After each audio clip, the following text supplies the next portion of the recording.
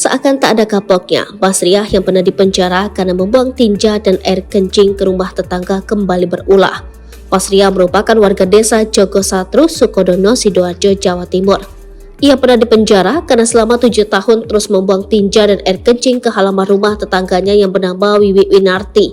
Setelah bebas, Mas Riah ternyata kembali berulah. Kali ini, Mas Riah kepergok membuang sampah ke rumah Wiwi Winarti. Aksi Mas Riah tersebut terekam kamera CCTV yang ada di lokasi. Dalam video tersebut, tampak Mas Riah mengenakan kaos merah dan rok ungu panjang. Mas Riah lalu melempar bungkusan hitam ke halaman rumah Wiwi. Setelah melempar bungkusan hitam tersebut, Mas Riah terlihat berjoget dan sambil berjalan seperti melakukan senam kecil. Ia membelakangi kamera CCTV sambil menggoyang-goyangkan tubuhnya terus-menerus.